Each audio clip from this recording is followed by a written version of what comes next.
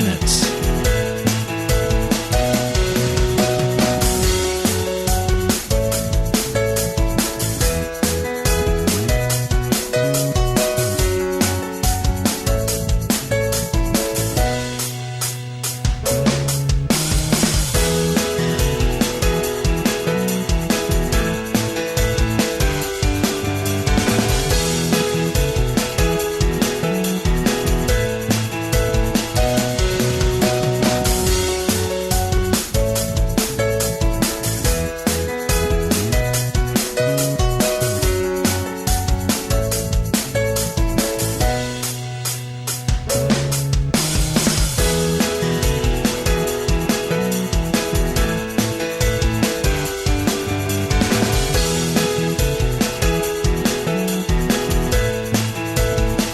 Lynn Cullen live in 1 minute.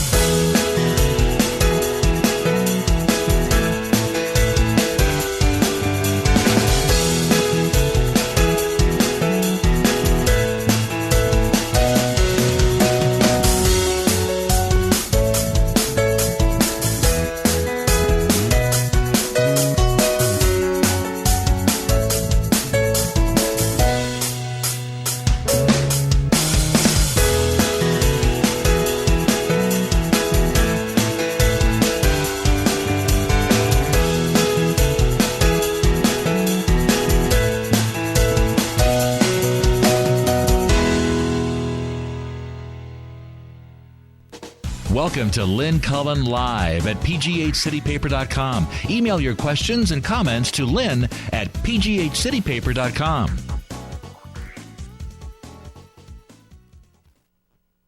Aren't I hearing myself? There I am.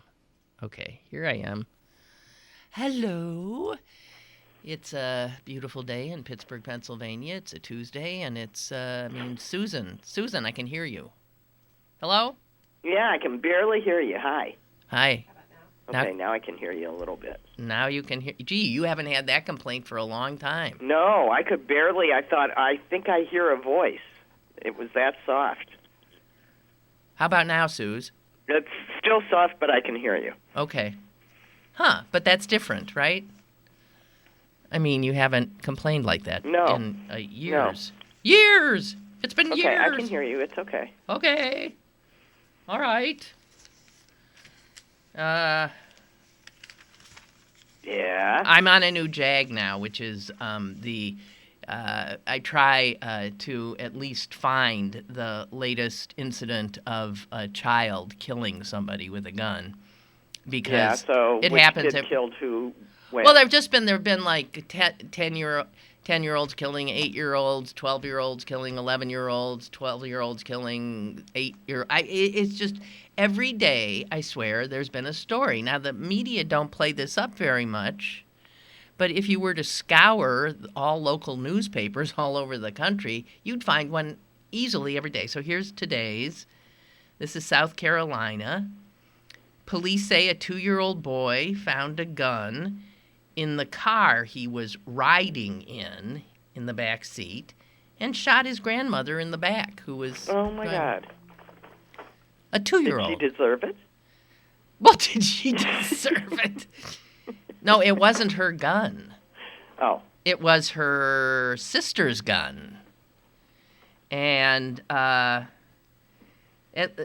one good thing I'm seeing here is that investigators are trying to determine whether any gun laws were violated. So, I mean, they're actually thinking, is it possible we should charge whoever owned the gun for leaving it obviously in the back seat of a car that transports children? And obviously, they think for the child to have gotten his hands on it, the child was not restrained. Probably. No, the child was not restrained. The gun was loaded and available, and so a conceal and carry permit doesn't cover that. I mean, that's just... It's just every... Well, I was reading, I think probably in the Daily News Nuggets this morning, something that finally somebody said what I've been saying all along, that anybody that thinks that this Second Amendment stuff is about right to own guns and right to hunt and, and concern about protecting against violence it's just clearly bull, because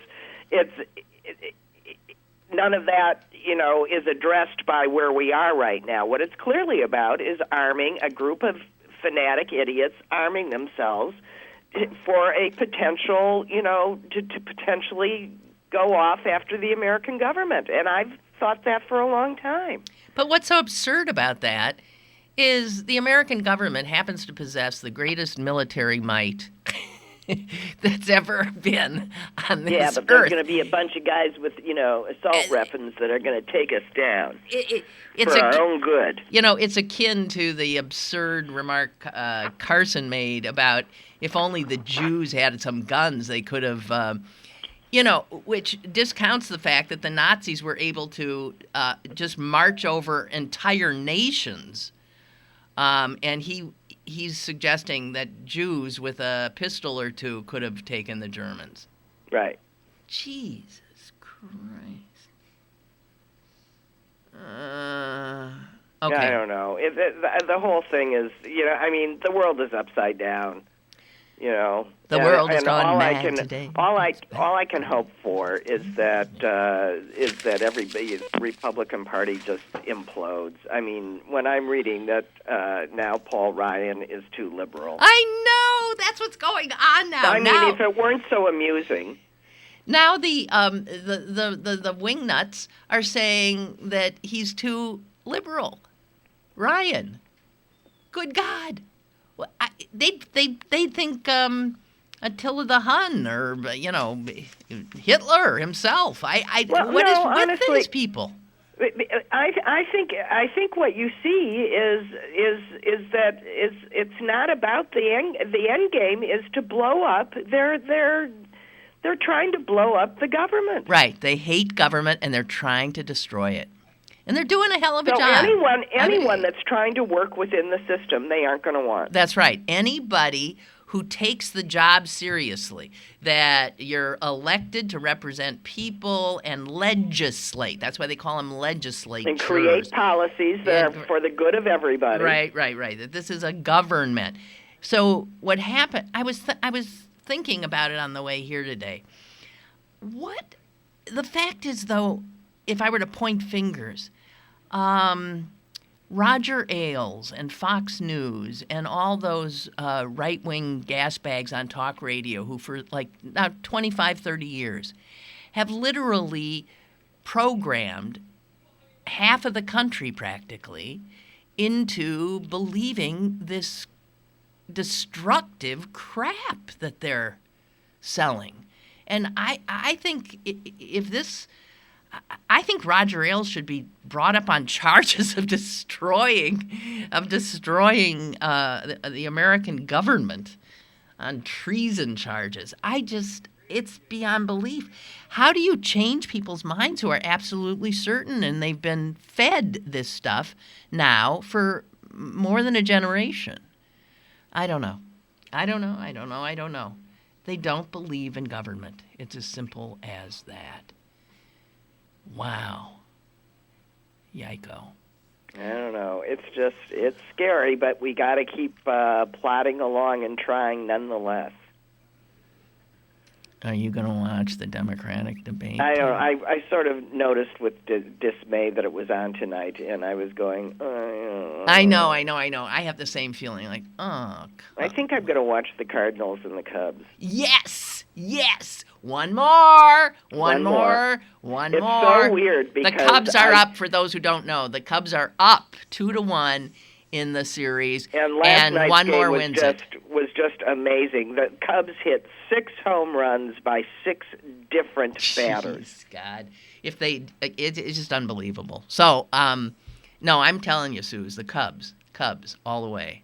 By the way, tipping my hat to the Steelers, who had a real nail biter last night on Monday Night Football, winning it literally in the last second. And Oh, I'm sorry. We didn't. I went to bed after the baseball game, curiously satisfied. I understand. So, although it's very weird because I still call the Cardinals we.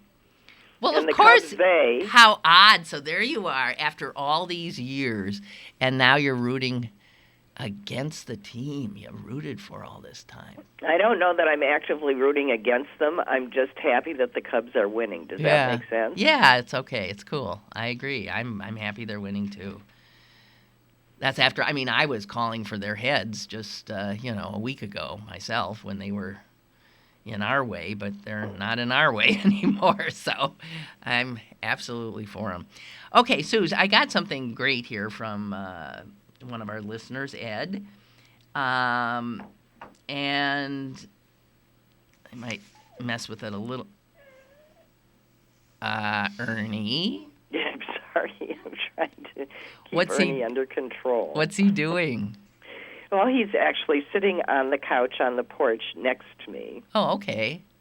And is he wants something, or was that a yawn? Well, I think he saw Babu. That's our mother. And now he feels like he's in jail on the couch, and what he wants to do is be with her, but he can tell he's not supposed to be. Aww. Okay. Anyway, it's okay. You were saying. Okay, so here's this. I just listen. How about, this is somebody's idea, how about we treat every guy who wants to buy a gun like every woman who wants an abortion? Yeah, how about it? Okay, well, let's just think about that. That would mean that the guy would have a mandatory 48-hour waiting period. He'd have to look at movies of dead people. That is correct, Susan. With their faces blown off. That's right. He would. And we'd probably make them watch several surgeries where we tried desperately to get bullets out of people, particularly the exploding bullets. Yeah. And, right, you subject him to what could possibly happen, and he would have to have a note from his doctor showing that he clearly... What was that? Okay, I bet that's Mom again. Don't you think? Go on. Can you stop her? Are you there? I'm here. Okay. Okay. So he has to watch videos of all the horror and destruction. He has to get a note from his doctor proving he understands what he is about to do. If he's of a certain age, he has to get parental permission. And also, it's suggested that if we want to do this, we'd have to close down all but one gun shop in every state and make the guy who wants a gun has to travel to hundreds of miles, perhaps, take time off work, stay overnight in some town he doesn't even know where the heck he is to get his gun. And then when he can finally access this gun store, he has to walk through a Okay. Susan? First of all, that was too fast for Mom. Lynn, I think, and you're cutting out. Can I hang up and have you call me back? Yeah, sure. Okay. What? No, yeah, because we haven't done anything. Okay. Bye. Okay. Bye. Sorry, guys. But I do like this idea. Don't stop and think about it. What we put a woman through who simply wants to terminate a pregnancy that was undesired and a shock to her, and a guy who wants to get a gun, which is a weapon intended only, really, for killing. That's it. So, I'll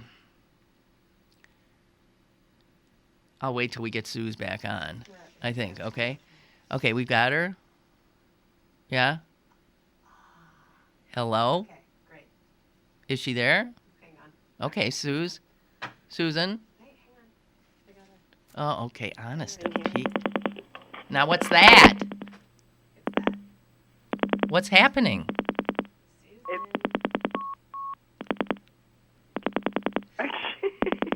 WTF. WTF.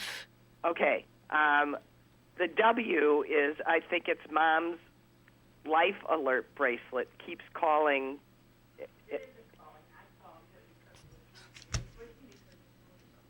Okay, well, the phone's off the hook because I'm on it.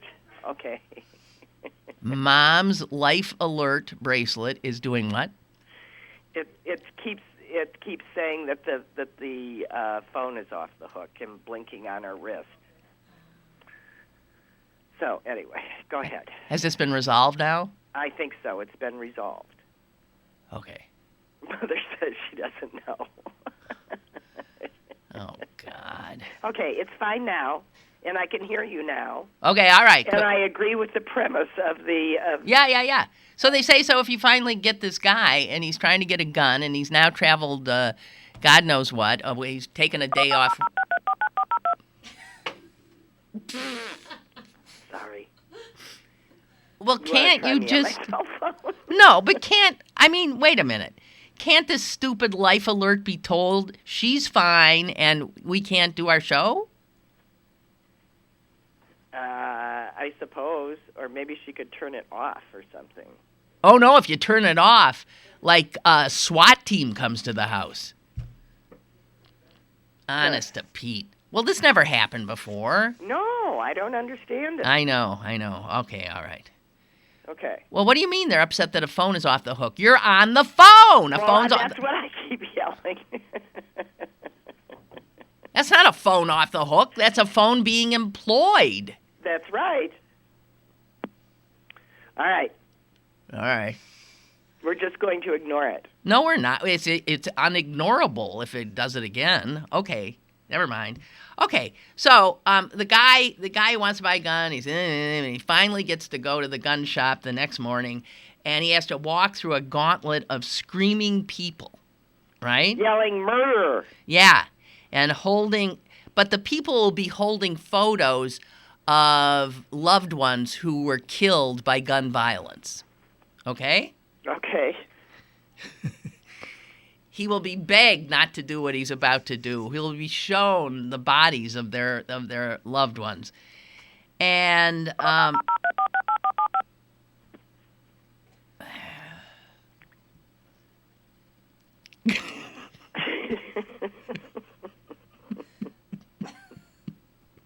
Mother says that if it's bothering us, I could hang up for 5 minutes and she could call them and tell them to oh, stop for calling us. God's sake.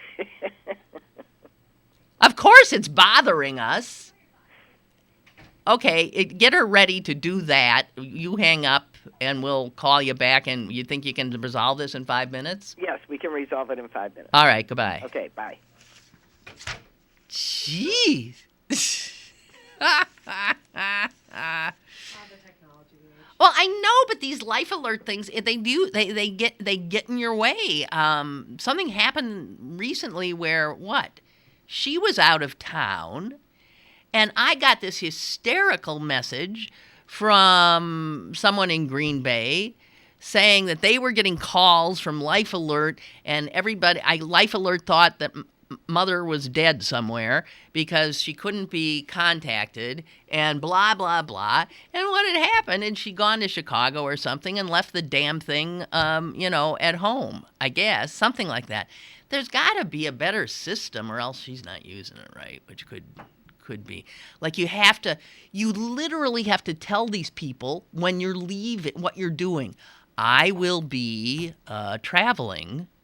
I will be this, I will be that, so they don't what? And I don't know. What a world.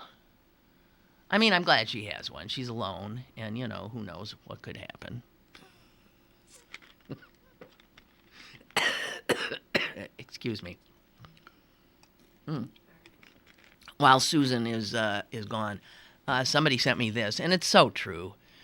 The greatest terrorist threat in this country is the one we don't talk about, and that is, in fact, white supremacists and lunatics on the right with guns. That's the terrorist threat. in the United States that has, in fact, the highest body count. If you add all that up, terrorists that we should worry about looks more like Dylan Roof, the guy who took down those prayerful folks in Charleston. Looks more like Dylan Roof than Osama bin Laden. And since September 11th, nearly twice as many Americans have been killed by people who weren't Muslim. They didn't even know the name of the, wouldn't know a jihad from a whatever. The threat to this country is in this country. And it's homegrown Americans who, in fact, are so fearful themselves that they become deranged.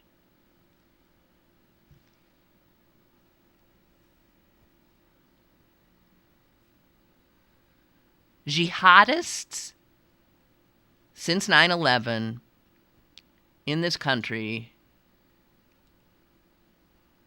have carried out 7 attacks, what were said to be terrorist attacks. The homegrown guys, the white guys, the Christians, they've carried out 19 and have killed twice as many Americans. But don't expect anybody to talk about that because, I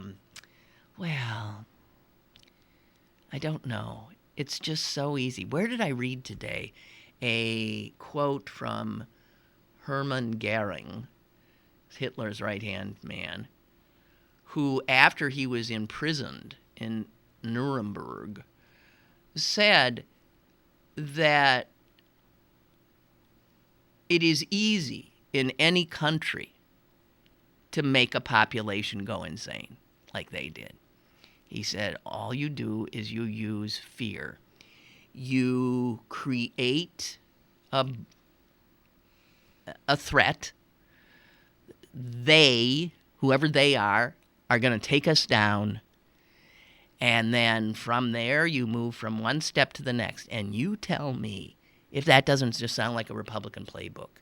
You immediately say that anybody who is against taking on this threat is putting the nation, the homeland, in jeopardy. Right? So you build up a huge military operation to take on the threat. And then, of course, in the case of Germany, you see what ends up happening. But there is little doubt of the truth of that, and it's been the Republicans' game plan since I can remember, forever in my life. The threat has changed over time, from commies to black folks to gay people to immigrants. There's always a boogeyman who's coming after you and your American way of life.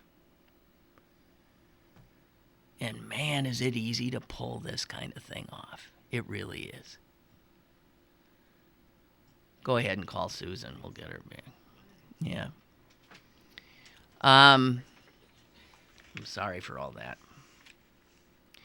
So, the thing with this idea of, imagine subjecting someone, a guy who wants to buy a gun, to the same kind of harassment, frankly, that we do to women who want an abortion. And the reality is, hi, Suze. Suze, hi. Yeah. Hi. Okay, they know that she hasn't fallen and that, in fact, she got up. Oh, for Christ's sake. Okay. Anyway, so I'll get off the gun and abortion thing. But, the reality is no woman who has sought an abortion has killed a room full of people, committed a mass murder in mere seconds. But we harass and regulate them, even though what they're seeking is a totally legal procedure. And not only do we do that, but men with guns go after doctors and shoot them. Yes, they do, don't they? Oh, my. Okay, so did you see that Playboy's not going to run nudes anymore? Yeah, I saw. I mean, now when people say I buy it, but I only buy it for the articles, they won't be lying. Maybe not. I mean, they'll still have women in provocative poses. But the fact is, so does my Victoria's Secret catalog. Right. I mean, the thing is, you can't titillate the American population anymore because it's all What Hefner did back in the 60s was, in fact, no different than what we see now in mainline advertising. Mm-hmm. And for people that like that sort of stuff, there's much more explicit stuff available with the, a click of a mouse. Right. And so, it is upsetting to think when, young boys used to maybe find a copy of Playboy and to get some sense of whatever. And now, think of what sense they're getting of sex is. From the movies they see, from what they can access immediately. It's so, because that's how kids learn, about sex. And so when I see sexual depictions so often in movies and this, and I think these are like teaching how you do it to young kids. I feel so sorry for them. Well, there's going to be just an awful lot of disappointed young guys. Is that really, you think? Oh, yeah. I mean, because it's a totally unrealistic view of the way a normal woman looks, B, behaves, true, wants what she wants, C, what she wants, D, what her expectations for pleasure are versus what the man's are. Yeah. I mean, it's just a totally... Of course, there's plenty of women pornographers that are making pornography for women as well. So I just think it's, it makes the real thing in a real relationship, which is fraught enough, even harder to do well. Right. It's true. Great world. I mean, I do. I was thinking, I do feel for young people today. I feel for them. What a world.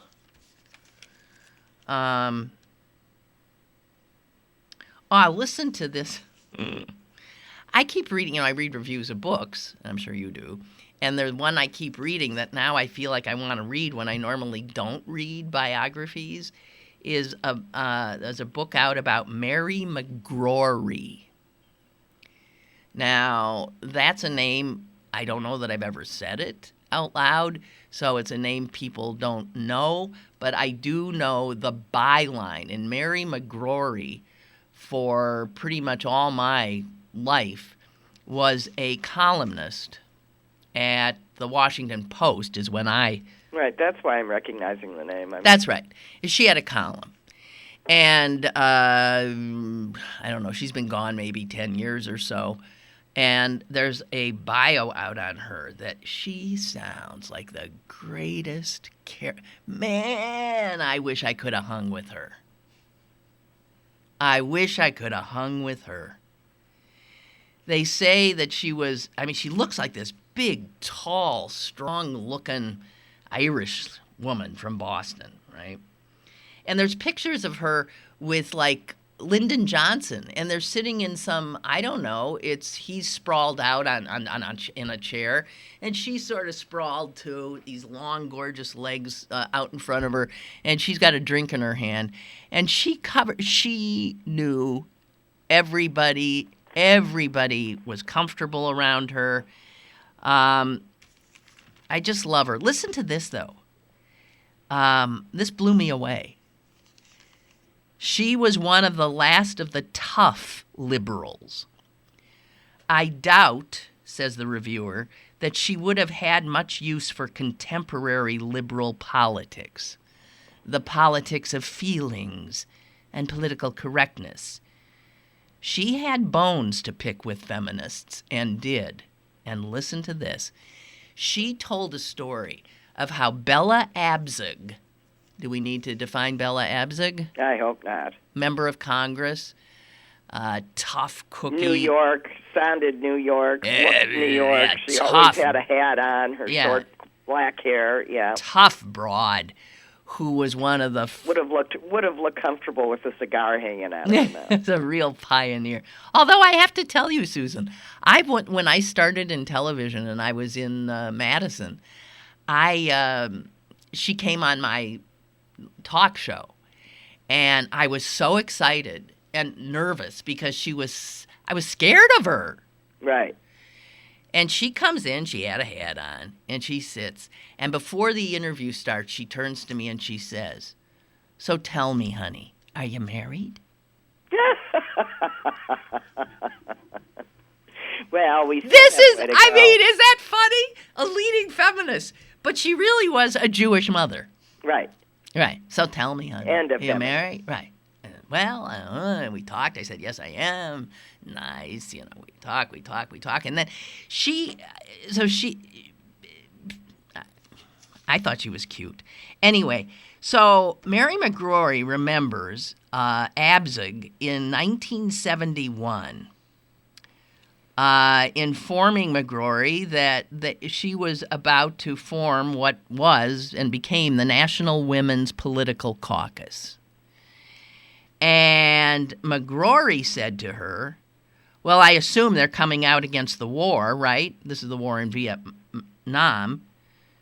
And Abzug said, well, no. I mean, we have a lot of Republican women, and they don't want to come out against Nixon. And to which McGrory responded, well, then what's the point? Well, see, I understand Abzug's point. She's trying to create a bipartisan women's movement. She's trying to deal with women's issues. Right. McGrory was totally obsessed about the war, saw nothing that was bigger than ending that war. So this is a woman, she wrote more than 8,000 columns in her life. She never had a TV show. She never, whatever. She didn't make money. She wasn't, like one of these celeb journalists of today. And it said most of what she made, she donated to St. Anne's, which was a children's home. So she had this big heart and she would throw parties, Susan, where she would bring together wonderful, crazy bunches with cowboys mixing with senators and blah, blah, blah. And she was a horrific cook. They quote Maureen Dowd as saying that McGrory's Jell-O surprise was absolutely a frightening thing to behold. And her meatloaf worse. So you imagine she'd have all these big shots over, and she'd give them Jell-O surprise and meatloaf. But what a good time. Bobby Kennedy was singing his old camp songs. Eugene McCarthy was reciting Yeats. By the way, she stooped McCarthy while she was covering his campaign. But that was back in the day. That was before Watergate. And before Watergate, she was part of the old school where they saw no problem, no conflict of interest between covering somebody and even sleeping with them and also writing about them. So that wouldn't go over too well in this day and age. No, nor would the affair. No, nor would the. But so she was doing, for her. So she was a woman. She started at the Washington Star, which she always liked better than the Post. The Post she found sort of snobby and upper class, and the Star was where she came from. And she was writing book reviews for the Star, and some brilliant guy in a position to do it said, "Hey, Mary, I want to try something different with you. I want you to cover the Army McCarthy hearings." So he pulled her off this, sitting there reading books and writing critiques, and sends her up to Capitol Hill to cover the McCarthy hearings. And the first story she wrote started like this. The Star, Senator McCarthy, plows his high-shouldered way through the crowds amid small cheers.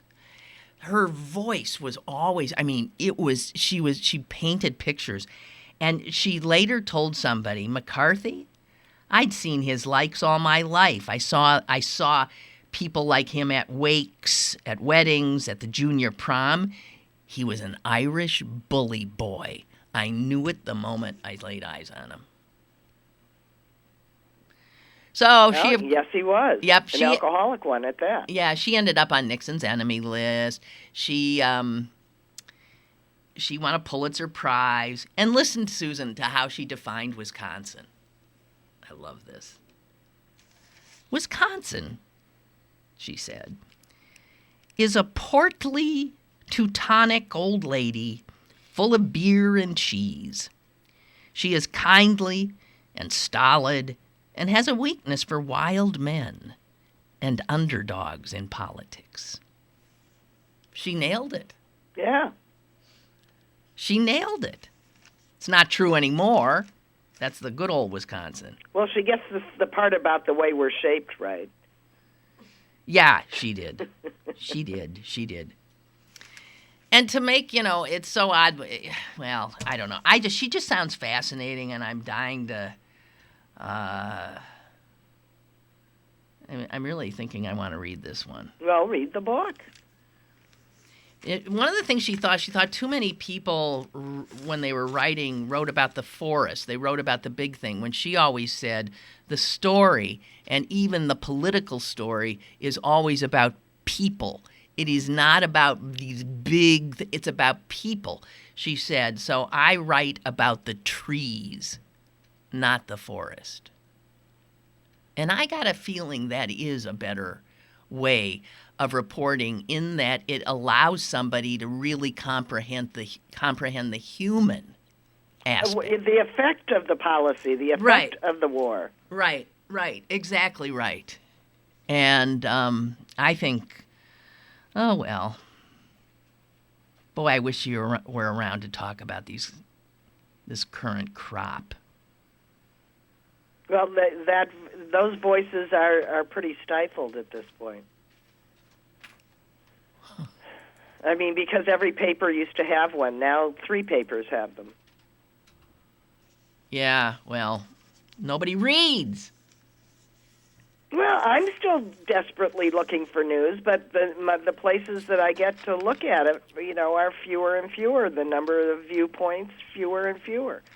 It's like the American, like Fifth Avenue became, instead of this wonderful street in New York, looked like any Midwestern mall.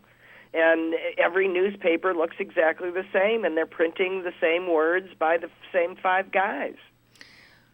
Speaking of Fifth Avenue in New York, I feel it's so sad. Manhattan is destroyed. Do you know that? It's gone. It's not what it was. It was a melting pot, a mix. One of the things that was so wonderful about it is that all kinds of people lived there and mixed. That's not what's happening anymore. Manhattan. No, mostly it's very expensive, empty apartments. That is correct. All of these $20 million apartments that are vacant 50 weeks a year, that are owned by Chinese, Russian oligarchs, guys from Kuwait and the Emirates. 20-year-old tech guys. Yeah, and the thing is that you can't live there anymore, and the only people who can are these 1%ers. So Manhattan is now 1%ville. And here's and other people who service those 1% have to obviously come in from further and further away to service them. It's how I felt like when I went to like Martha's Vineyard or Nantucket, places like that, where it's so filled with rich people, or the Hamptons. Right, where the natives who live there are the staff to the. They're the servant class. They become the servant class. But I wondered, I often ask people, where do all these people who are waiting on us, where do they live?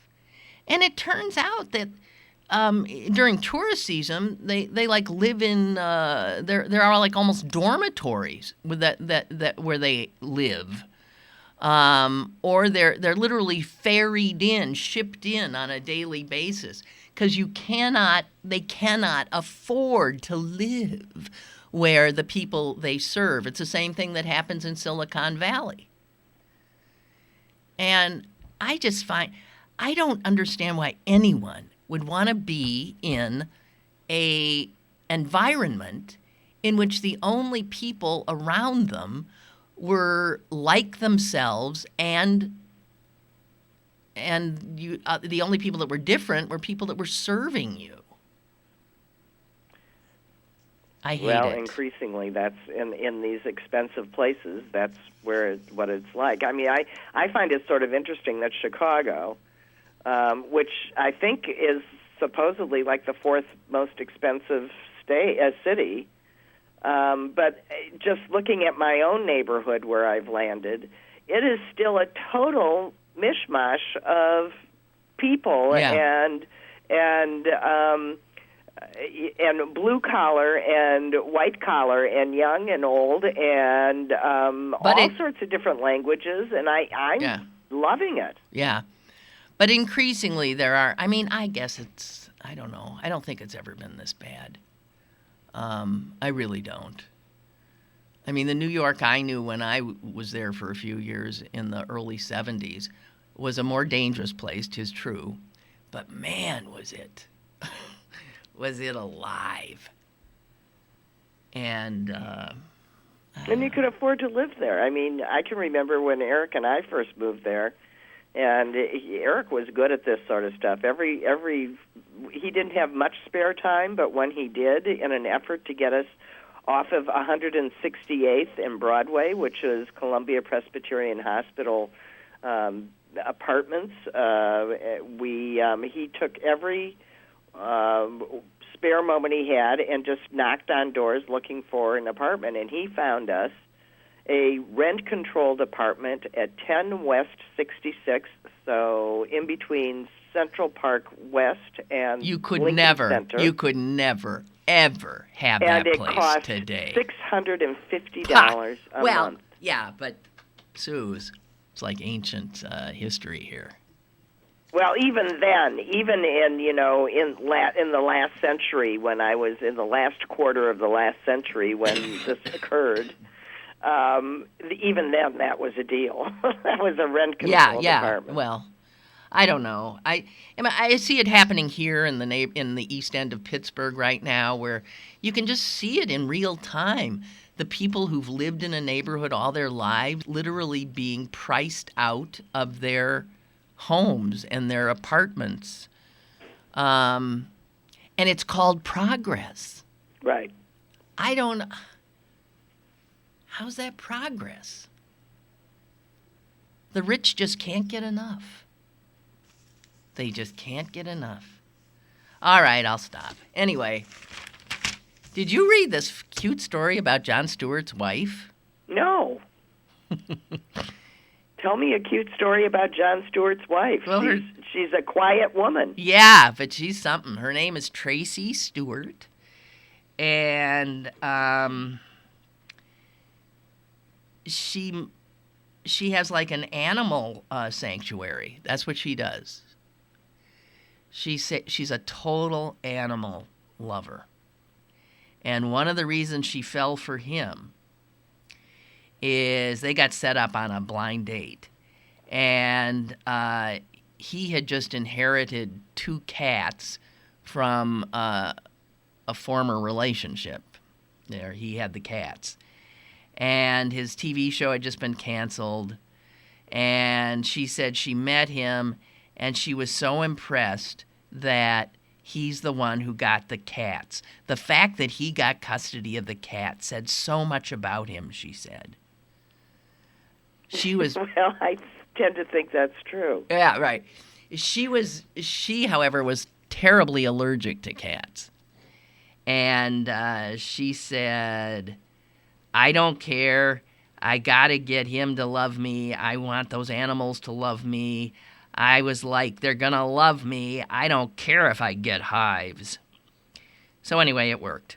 But she has this, my God, and she's awful cute. She's a pretty woman, dark hair, and she's just crazed about helping these animals. So she's got goats and cows and chickens and all this other stuff. And listen to this. This is what I wanted to tell you. Also, here's a cute thing. So they had trouble conceiving. And John had to give her shots, at certain times when you go on those drugs. You have to be exactly, when you're ovulating, you have to, do a shot. And she said, John had to give me shots. And to make me laugh, he would dress up the animals. The cat was Stanley Tucci, and he'd put him in a little hat. We called him Nurse Tucci. And then he outfitted my dog named Monkey in surgeon scrubs, and John wore a lab coat. And, well, can you imagine? This is... And the doctor and the nurse. I mean, so he's as goofy in reality as he is. And and she says, so they ended up getting 2 children. They have a son and a daughter. They're 10 years old and 9 years old. And she said, listen to this, though. Their menagerie at home includes 2 horses, 2 pigs, 4 dogs, 3 rabbits, 2 guinea pigs, 1 hamster, 1 bird, and 2 fish, one of whom is named Brian Williams. He clearly names the animals after, I think, people, right? I mean, if you have but do people really name their fish? It's rare. I know I never have, but... I think I did. Did you feed Brian Williams today? Yeah, did you feed Brian? Well, a fish named Wanda. Well, that's true. Yeah. So... I had fish once, and somebody told me, why don't you give them names like Fluffy?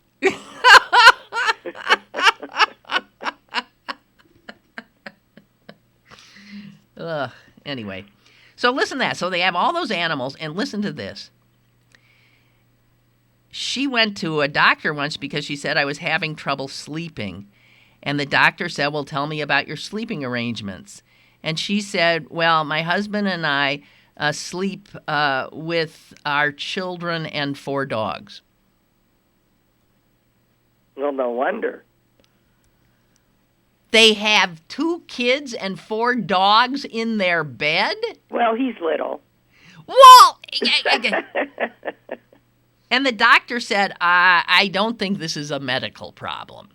So she then put a mattress on the floor, and the kids now sleep on the floor in their bedroom, and the dogs are back and forth. And she they're said, still at 9 and 10 sleeping on a mattress. I know, they're nuts. So it says here, one of these days, she said she'll do something about this setup. They sound wacky. Well, I know why they were having fertility problems. Yeah. Well, but now they got the kids they wanted, so maybe they don't care so much anymore. I don't know. It's a cute story, though, about her and the animals. And she's a vegan because you can't work with animals and want to eat. She works with farm animals. She can't eat them. And she says John can't do it, but he's mostly vegetarian. So. Well, I love animals, but I still eat them. I do too. Anyway, so I just wanted to, I'd never seen her, and there she is, and I'm glad he's got a good woman. God knows she's got a great guy. But don't you think, I mean, going back to a comment you made about him, so he's just, he's as silly in real life. Don't you think that one of the reasons that he was so entirely successful is because he projected so much who he was? I mean, you felt like you knew him. Yeah, he was a guy you liked. He was a good guy. He was a guy you liked, and you felt like you were seeing the actual guy. Mm-hmm. Mm-hmm. Chuck writes, Lynn, my daughter works in Manhattan and lives in Brooklyn. Well, Brooklyn is getting Everybody as bad. lives in Brooklyn, and now it's getting as bad as Manhattan. Right. My daughter works in Manhattan and lives in Brooklyn. The cost of living in Manhattan, even for the smallest, crappiest apartment, is out of reach. She shares a lousy apartment in Brooklyn with 2 other girls, and each girl pays $1,100 a month. So this crappy place in Brooklyn is $3,300 a month. Yep. Well, I think I think your average, not very nice, 1-bedroom apartment is well over $1 million in Manhattan. Yeah. And I know this because I too have friends that have lots of kids that are in Manhattan. Some of them extraordinarily successful. I mean, people that have won prizes in France and appear regularly on TV as pundits about hedge funds and all that sort of stuff. And this guy makes a very good living, but he's been trying to move up out of a studio. As his mother says, all he wants is a wall. God. But he's, it's good. So people we would consider rich, most people would be considered rich, right, are poor, right, in this New York City. Right. I hate it. Anyway, he says in her former apartment, they crafted another bedroom out of the living room just to get someone else in to help pay the rent. People are living on top of each other. Right. My wife and I recently visited her, and I can tell you that I've never appreciated Pittsburgh more than I do now. By the way, we used Uber to get around, half the price of the cab. One Uber driver told us that there are now 30,000 Uber drivers in the New York area. Well, I believe that. Yeah, I use Uber all the time, although what's happening now in Chicago makes me less willing to do it because now Uber drivers sometimes pick up more than one fare. What? While you're in the car, and I won't do that. I absolutely won't. I won't get in with another, So if they show up and there's somebody else already in the car, I'm not getting in the cab. But if you're both going to the same place? I don't know this person, and there's been plenty of robberies and stuff like that. So, they got to be careful that because up till now, my experience with it has been absolutely fantastic. And the drivers have been nice, the cars have been clean, the rides have been safe, but you are taking certain risks when you use Uber about background checks and that sort of stuff, and you have to decide for yourself how far you're willing to go in compromising your own safety. Well, the 1% don't use Uber. Hey, Beth writes, last year I had to work in New York for a couple of months. She's in the movie biz. And my employer paid for my housing. The rent was $6,500 a month. Yep. And it was a 1-bedroom apartment. Yep. In Chelsea. The shocking thing was the rest of the building was filled with all 20-somethings that were living there. I would ask some of the kids, what do you do? Trying to figure out how they could afford living in that place. Most worked in the financial sector. Yeah. Or their parents paid. Yep. So it's rich And kids. or both. Okay, wait, yeah, and or both. Sickening. I mean, why would you want to live in a place where there's nothing but spoiled rich kids, or hedge fund managers for that? I mean, Well, that's all that's left what? there.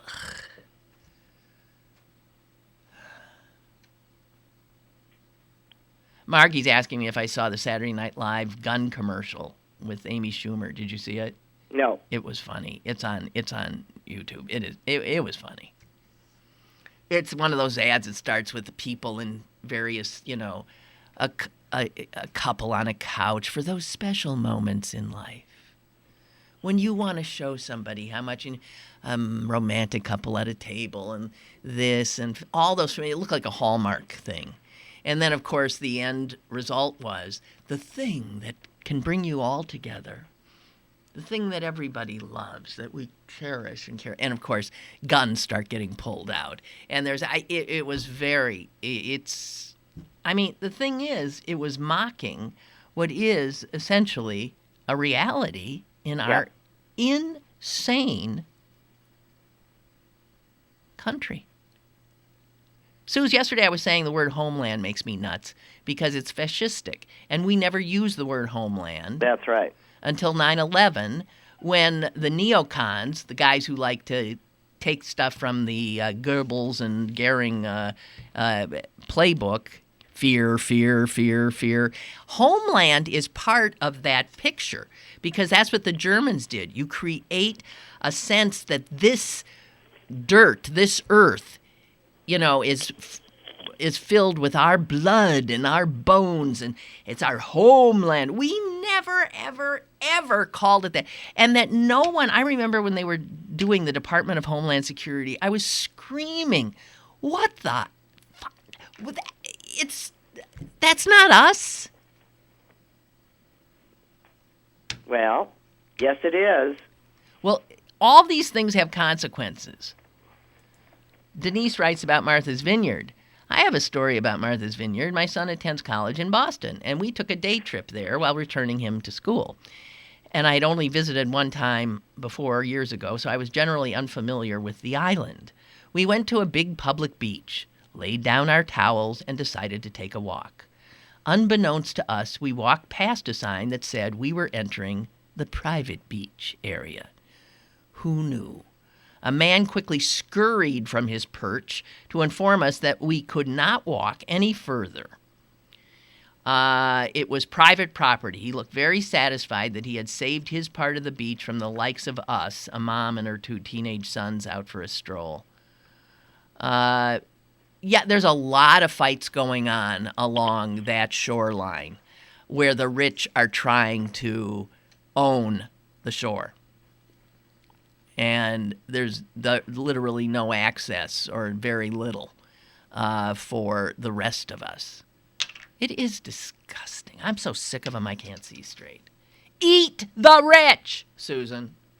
I first saw that when you were living up there at 168th Street. It was scrawled on a building up there near Columbia. Eat the rich. Yeah. Yeah. I think they'd be tough and skinny. They're skinny. There'd be no flavor at all. They'd just be their brittle little effing bones. Blech.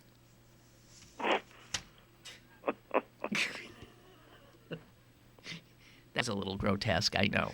Yes. It was. All right. Okay. Yes, So we don't have to resort to cannibalizing our rich. Well, why not? At some point, they're going to have it all. Us. Yeah. I mean, what's left for us? We're going to have to take them at some point. Really? Oh, dear. So, anyway, I don't want to watch that damn debate. You know why? Because Donald Trump isn't in it. It won't be any fun. No. The Democrats are no fun. You'll have 5 serious people up there talking policy.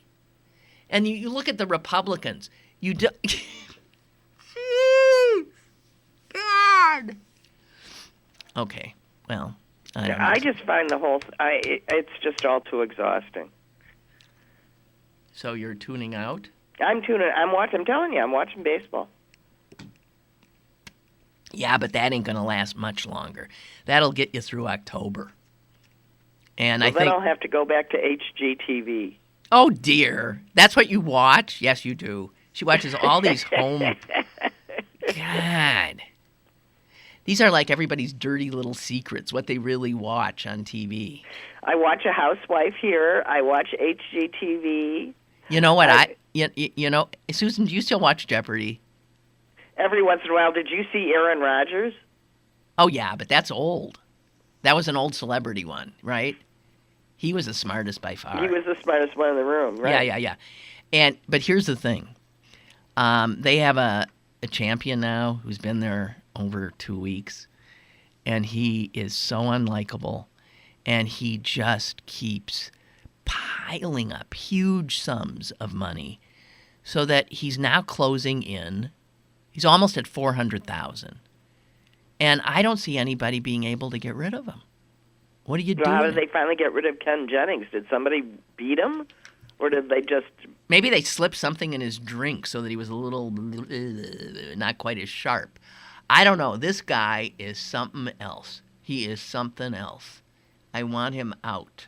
Gone.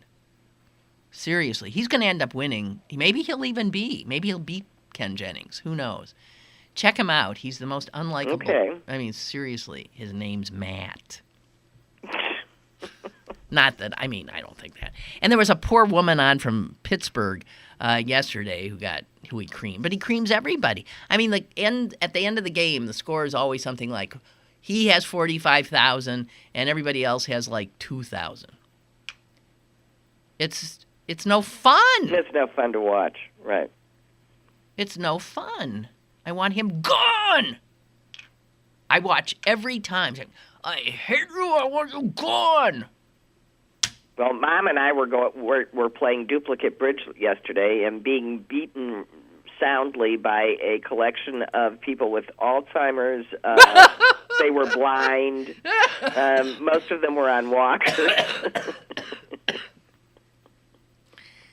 Well, that certainly put you in your place. It sure did. Talk about, they can beat me with both hands tied behind there. Oh, that's funny. All right, you. Well, I think we're done. You have a good time there in... Okay, you want the Lifeline bracelet to call once more just for fun? Can you get it too? No, let's not. All right. Well, I'm glad to know they're taking care of good old Mom. Yeah, me too. Okay. Yeah. Okay, Suze. Bye. Bye. Hey, tomorrow, guys, I've got a interesting guest. This is a Pitt professor who is considered like an expert on haunted houses. Seriously. And she's got a book out called Scream, about what scares us, about fear, about how some people love it and how some people don't. I'm one of the don'ts. But it'll be fascinating. So please, tomorrow, join us for one of those rare occasions when I actually interview an author again. Okay? Let's do it. See you then.